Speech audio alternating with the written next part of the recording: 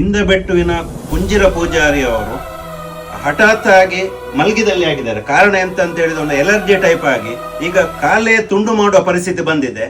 ಈಗ ಅವರು ಬಂಟ್ವಾಳದ ಕಕ್ಕೆ ಪದದಲ್ಲಿ ವಾಸ್ತವ್ಯಕ್ಕಿದ್ದಾರೆ ಸದ್ಯಕ್ಕೆ. ಅವರಿಗೆ ನೆರವಿನ ಮಹಾಪೂರ ಹರಿದು ಬರಬೇಕು ವಿನಂತಿಸುತ್ತೇವೆ.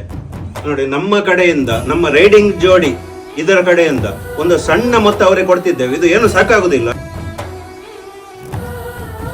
ಅದೇ ರೀತಿ ನಮ್ಗೆ ಖಾಲಿ ಕೈಯಲ್ಲಿ ಬರ್ಲಿಕ್ಕೆ ಮನಸ್ಸಾಗ್ಲಿಲ್ಲ.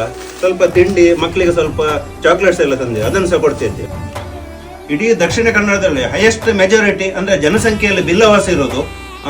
ಬಿಲ್ಲವ ವೇದಿಕೆಯವರು ಇವರನ್ನು ಬಿಟ್ಟಾಕ್ಲಿಕ್ಕಿಲ್ಲ ಅಂತ ಹೇಳಿ ಭರವಸೆ ಉಂಟು. ಹಾಗೆಯೇ ಉಳಿದವರು ಕೂಡ ಮಾನವೀಯತೆ ದೃಷ್ಟಿಯಲ್ಲಿ ಆದಷ್ಟು ಇವರಿಗೆ ನೆರವಾಗಿ. ಧನ್ಯವಾದಗಳು.